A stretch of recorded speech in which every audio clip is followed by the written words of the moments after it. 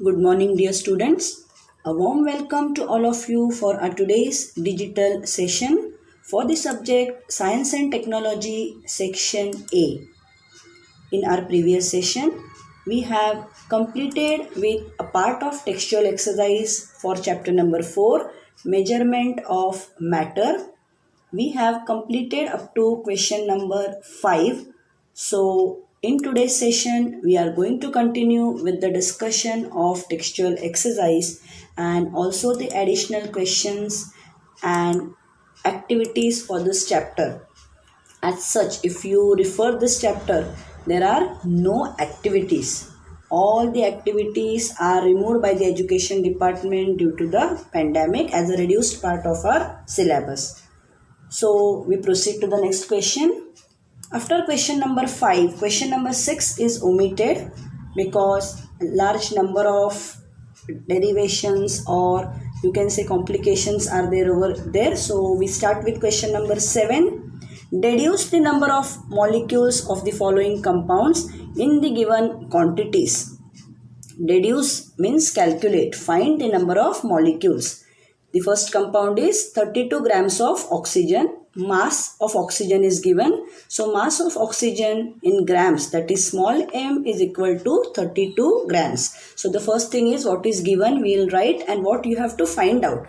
What you have to find? Number of molecules. So to find number of molecules in 32 grams of oxygen, then our next step is writing the formula. Which formula you are going to use to find the required thing. So the formula which we are going to use is number of moles in the given oxygen molecule, that is small n, is equal to mass of oxygen in grams small m upon molecular mass of oxygen capital M. Now be very careful. Number of moles small n, mass in grams small m upon molecular mass is capital M. Now mass of oxygen in grams is already given.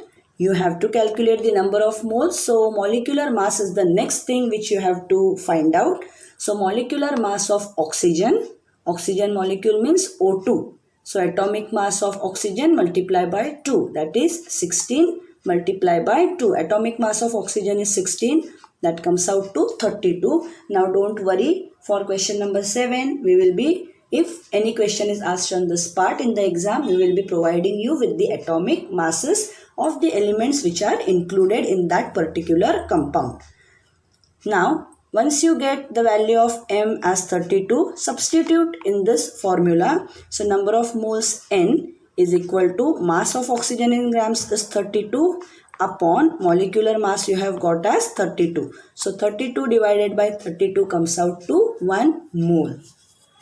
When the topic was explained of mole, I had told you 1 mole of any substance contains 6.022 into 10 raised to 23 molecules. So 1 mole of oxygen, it contains 6.022 into 10 raised to 23 molecules, means 32 gram of oxygen. It corresponds to 1 mole. So 32 grams of oxygen contains 6.022 multiplied by 10 raised to 23 molecules. I hope you have understood. Here the main thing you have to keep in mind is what is given, what you have to find out, which formula you are going to use, what are the required things for the formula, substitution, calculation. Now here you have to do it stepwise because in the exam you get the marks stepwise. So if you have written the formula carefully, if you have calculated the molecular mass carefully, then you will get the marks stepwise. So don't leave the sum. If you are wrong with the calculations part over here, leave it. But at least formula, molecular mass, if you are able to write, you are going to earn some marks. Now let us move to the next sum, that is 90 grams of water. 90 grams of water. So mass of the water small m is 90 grams. So mass of the water is given as 90 grams. You have to find the number of molecules in 90 grams of water. So as we have done in the previous sum, first you have to find the molecular mass. Before that you have to write the formula. Number of moles in the given water, that is small n, is equal to mass of water in grams, that is small m which is given upon molecular mass of water, capital M. Now, as you know, you have to calculate the number of moles. Mass of the water is given to you. You have to first calculate the molecular mass. Then you can substitute and find the number of moles. So, molecular mass of water is atomic mass of hydrogen H2O. So, multiply by 2 plus atomic mass of oxygen multiply by 1. So, hydrogen's atomic mass is 1. So, 1 multiplied by 2 plus 16 multiplied by 1. 2 plus 16 comes out to 18. Now, you have got number of moles molecular mass as 18. You have to find the number of moles by substituting the value of small m and molecular mass, that is capital M. So, small n, that is number of moles, is equal to, what is the mass of water in grams given? 90. Upon molecular mass you have got as 18. So, 18 5s are 90. So, number of moles is 5 moles. Now, that day I have taught you 1 mole of any substance, it contains 6.022 into 10 raised to 23 molecules. So, 1 mole of water contains 6.022 into 10 raised to 23 molecules. Therefore, 5 moles of water will contain how much? 5 into 6.022 into 10 raised to 23, that is equal to 30.11 multiplied by 10 raised to 23 molecules. Now here you have to be very careful with the calculations. Don't do it orally, do in the rough work column. And 5 moles is equal to how much grams? It is equal to 90 grams. So 90 grams of water, it contains 30.11 into 10 raised to 23 molecules of water. Because they have asked us in the question, deduce. Deduce means calculate, find out the number of molecules. So many molecules of water are present. Let us move to the next example. They have given 8.8 grams carbon dioxide, that is CO2. So mass is given. Mass of carbon dioxide small m is equal to 8.8 grams. That you will write as the given part. You have to find out what? Number of molecules in 8.8 grams of carbon dioxide. So first thing is, as usual, you have to find out the number of moles in given carbon dioxide. So formula as usual, the number of moles in given carbon dioxide small n is equal to mass of carbon dioxide in grams small m upon molecular mass of CO2, that is capital M. Do not write formula in short. Many students have the habit small n is equal to small m upon capital M. Do not do that, or at least this part you have to write everything in the given. Somewhere you have to represent it in the exam. If you don't know the working, at least you know the formula, you know how to calculate the molecular mass. Do that steps, because marks are given stepwise for numericals as we get in maths. So after the formula, you know mass is given. You have to find molecular mass first. So molecular mass of carbon dioxide is equal to CO2. So C is 1, O is 2. Atomic mass of C multiplied by 1 plus atomic mass of O multiplied by 2. Substitute the values. 12 multiplied by 1 plus 16 multiplied by 2. So 12 plus 32 comes out to 44. Now substitute the values. Mass of the carbon dioxide is 8.8. Molecular mass you got as 44. You will easily get the number of moles. So 8.8 upon 44 comes out to 0.2. So n number of moles is 0.2 moles. Now as usual, 1 mole of carbon dioxide, it contains how much? 6.022 into 10 raised to 23 molecules. Therefore, 0.2 mole of carbon dioxide will contain 0.2 into 6.022 into 10 raised to 23. After multiplication, you get as 1.2044 into 10 raised to 23 molecules. It's as simple as one chocolate costs rupees 10. Therefore, the cost of 10 chocolates is how much? So, what you will do? 10 multiplied by 10. So, similarly here 1 mole, it contains so much. So, whatever moles you have got, multiply by this number and you will get the answer. So, 8.8 grams of carbon dioxide contains this many molecules of carbon dioxide. So I have solved 3 sums for you. Last one, 7.1 grams chlorine, is homework. Very easy. Mass of chlorine is given. Find out the molecular mass of chlorine. Substitute in the formula. You will get the number of moles and then you can get how many molecules are present. Let us move to the last textual question, question number 8, to end with our textual exercise.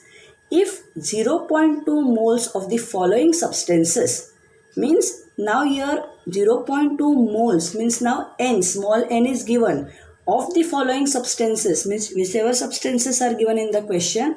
Okay, in the previous sum, question number 7, I forgot to tell you, in question number 7, any of the sum, if it is asked in the exam, atomic masses of the corresponding elements will be provided to you. So you don't have to learn the atomic masses. Now let us move here. Are required, how many grams of those substances should be taken?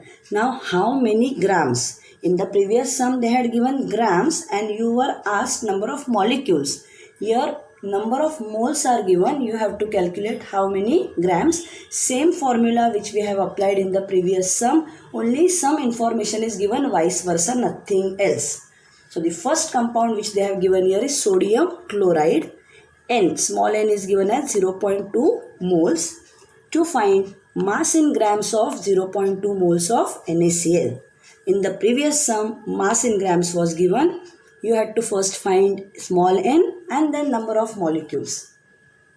Now you know, for the formula, you will require molecular mass. So calculate the molecular mass. Molecular mass of NaCl is atomic mass of Na multiplied by 1 plus atomic mass of Cl multiplied by 1, because each single atom is there. Atomic mass of sodium is 23. So 23 multiplied by 1 plus chlorine's, it is 35.5. So 35.5 multiplied by 1. When you calculate, you will get the molecular mass as 58.5. Now it's very simple.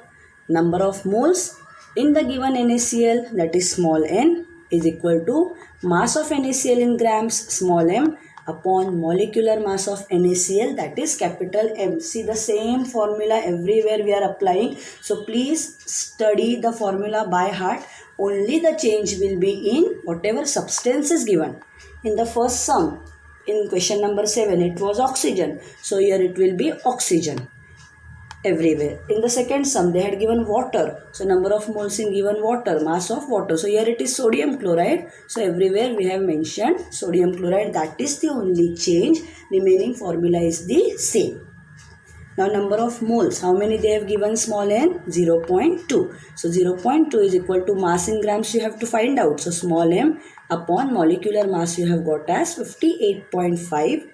When you cross multiply, so mass of NaCl in grams small m is equal to 0.2 multiplied by 58.5 comes to 11.7 grams.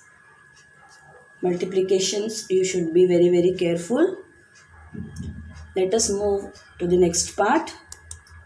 That is sum number 2 from question number 8. Magnesium oxide is the substance. Already number of moles, small n is given as 0.2 moles. You have to find mass in grams of 0.2 moles of MgO. Now everywhere please write the habit of molecular formula. So see here, now only substances are given. You have to know the molecular formula by heart, at least for the substances which are given in the textbook, because I will ask this part from the textbook only. So molecular mass of MgO, very simple, atomic mass of Mg multiplied by 1 plus atomic mass of oxygen multiplied by 1. Magnesium is 24, oxygen is 16. So 24 multiplied by 1 plus 16 multiplied by 1 comes out to 40. Now as usual, number of moles in the given MgO, that is small n, is equal to mass of MgO in grams small m upon molecular mass of MgO. Substitute the values. Small n is given as 0.2 is equal to m upon 40. When you cross multiply, you will get mass of MgO in grams is 0.2 multiplied by 40. Answer is 8 grams. Why grams? Because you are calculating mass of that particular substance in grams. So your answer should also be with the unit. If unit is not there, half a mark you will donate to me. And if you don't want to give me any donation of marks, then be careful everywhere, especially with the numericals, writing the symbols, writing the molecular formula properly, substitution, calculations, writing with the unit, everywhere you have to be very, very careful. If you see, the sums are simply very easy. The last sum, calcium carbonate. I was supposed to give this homework for you, but slightly the chemical formula is tough, so I have done this for you. As usual, they have given small n as 0.2 moles. You have to calculate mass in grams of 0.2 moles of calcium carbonate, that is CaCO3. Learn it by heart. You have to first calculate the molecular mass of CaCO3. Ca is 1, C is 1 and oxygen is 3. So atomic mass of Ca, that is calcium, multiply by 1 plus atomic mass of carbon multiply by 1 plus atomic mass of oxygen multiply by 3. Substitute the values. Calcium's atomic mass is 40. So 40 multiplied by 1 plus carbon's atomic mass is 12. So 12 multiplied by 1 plus oxygen, it is 16. So 16 multiplied by 3. 40 multiplied by 1 is 40. 12, 16 3s are 48. When you add all 3, you will get the answer as 100. So you have got the molecular mass as 100. Substitute the values. Value of N and value of capital M. So number of moles in the given CaCO3 small n is equal to mass of calcium carbonate in grams upon molecular mass of calcium carbonate. Small n is 0.2 is equal to small m upon 100. When you cross multiply, you will get the answer as 20 grams. Very, very simple. Once again, I will go through question number 8. I will keep the slides open ahead of you. You can just go through. Number of moles are given. Molecular mass you have to calculate. You have to find the mass in grams of that number of moles of given substance. Here it is NaCl. Molecular mass of NaCl you have found as 58.5. Substitute in the sum, you will get the answer as 11.7 grams. Same for magnesium oxide. N is 0.2 moles. Mass you have to find out in grams. Molecular mass of MgO is 40. Number of moles of that in the given MgO is mass in grams upon molecular mass. Substitute the values, you get the answer as 8 grams. And the last one is calcium carbonate. Number of moles is 0.2 moles. Mass in grams you have to calculate. Molecular mass of CaCO3 we have got as 100. Substitute in the given formula. You will get the answer as 20 grams. So remember the formula. Number of moles in the given substance, whichever substance it is, that is small n, is equal to mass of that particular substance in grams upon molecular mass of that substance, that is capital M. Teacher, where did you get this formula? I have already revised this formula when the explanation was given to you. You can see the formula in your textbook on page number 51. The very last part of the page, that peach colored block. And in that block you have a box. In that box you have the formula which we have already revised. With this, we complete with the discussion of textual exercise for chapter number 4. Now, for this chapter, you do not have any activities because all the activities they have removed out from the syllabus. So, the only thing is you have additional questions. So, keep your rough books ready to jot down the additional questions. Very few additional questions are there because everything is covered in the textual exercise. The first additional question is state the laws. The first additional question is state the laws. All of you come to page number 47 of your textbook.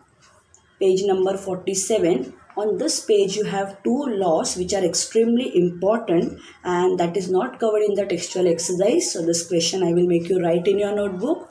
The first law is law of conservation of matter. If asked in the exam, then each law I can ask for 2 marks, or both the laws I can ask you together for 3 marks, 1.5 for each law. So be prepared with it. Mark the answer for law of conservation of matter, page number 47, very first paragraph of that page. Below that diagram 4.1 verification diagram, below that you have the paragraph. In this paragraph, line number 4, in a chemical reaction, the total weight of the reactants is same as the total weight of the products formed due to the chemical reactions, and this is called the law of conservation of matter. If you write only up to chemical reactions also, it is okay, because already in the question it is stated law of conservation of matter. So again, writing this part is not essential. So this is the first law. I hope you have marked it carefully. The next law is on the same page. Below that paragraph only, you can see the heading with pink color, law of constant proportion. In that paragraph, go to the third line. The proportion by weight of the constituent elements in the different samples of a compound is fixed. Give an example. The proportion by weight of hydrogen and oxygen in water obtained from any source is 1:8.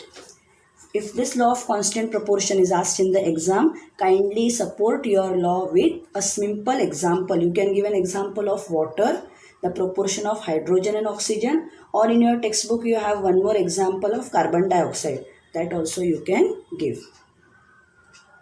I hope both the laws you have marked. You are supposed to write the additional questions in your notebook. Now question number 2, define. Question number 2 is define. The first definition you have to mark on page number 49. The first definition is atomic mass number. The first definition is atomic mass number. Mark it on page number 49. The very first paragraph, you can see the heading, the mass of an atom. Under that second line, the total number of protons and neutrons. There it is given in the textbook, inside the bracket small p plus small n. Don't write that. Write it this way. The total number of protons and neutrons in the atomic nucleus is called atomic mass number. The total number of protons and neutrons in the atomic nucleus is called atomic mass number. The next definition, molecular mass. Page number 5050. Towards the end of the page you can see about that some numerical example. You have the topic molecular mass in blue color. There lies your definition. The molecular mass of a substance is the sum of the atomic masses of all the atoms in a single molecule of that substance. The molecular mass of a substance is the sum of the atomic masses of all the atoms in a single molecule of that substance.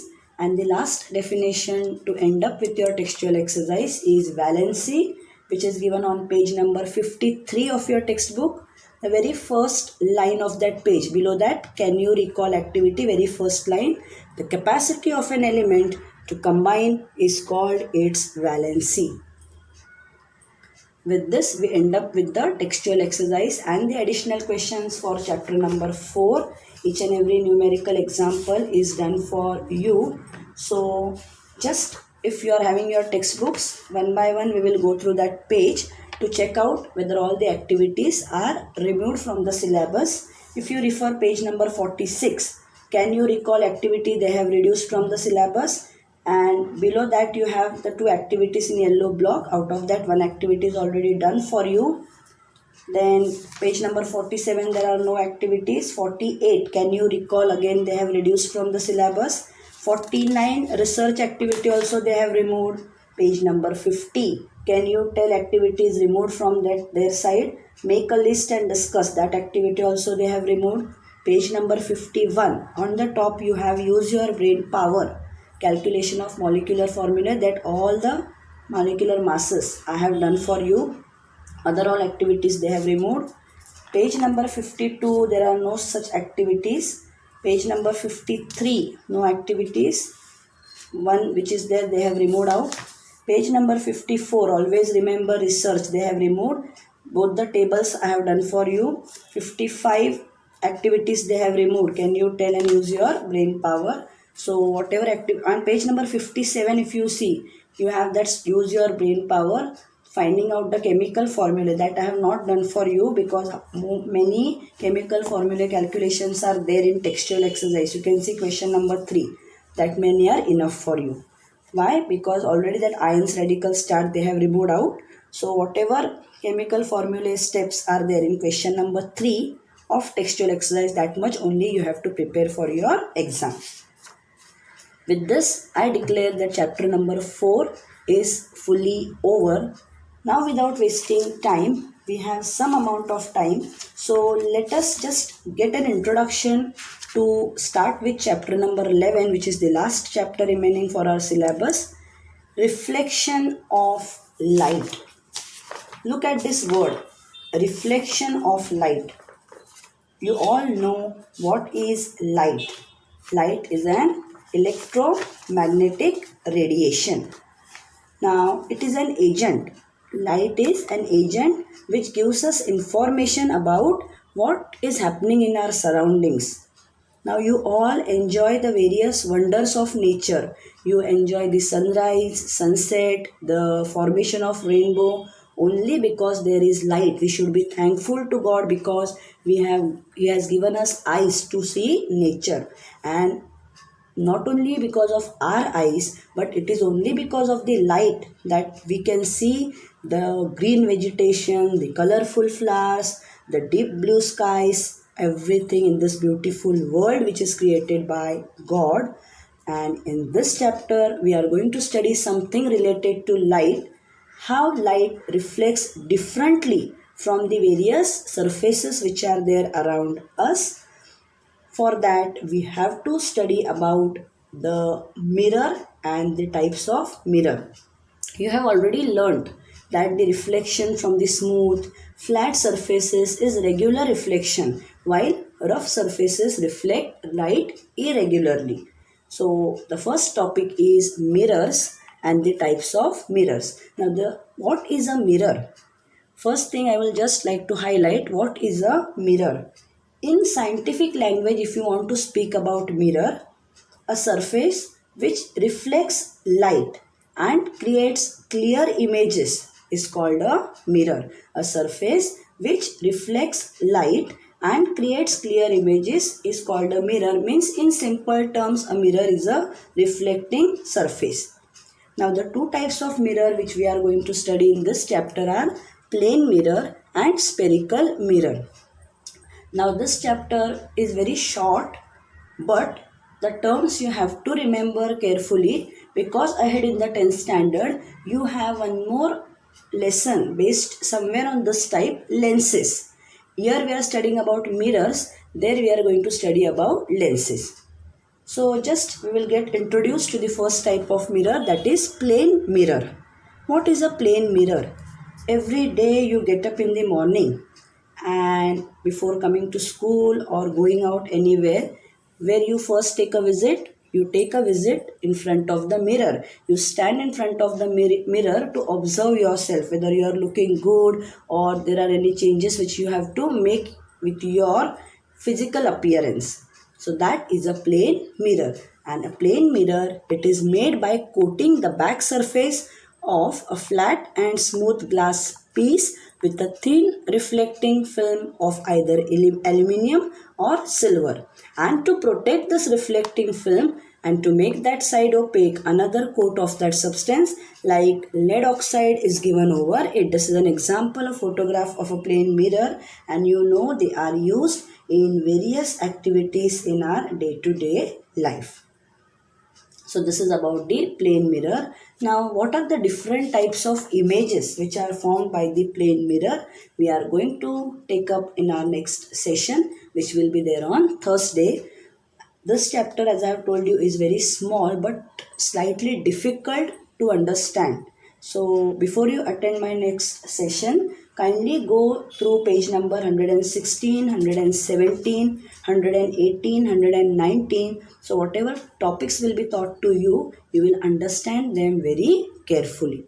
Till then, a big thank you from my side. Fourth chapter is also over. Your time begins now for completion of notebook. See to it that your notebooks get completed and start studying for your exams, revising for your exams if you have not yet started. Thank you, dear children. At the same time, stay at home, stay safe, and those who want to come in the school, they are most welcome to attend the lectures physically. Thank you, dear children.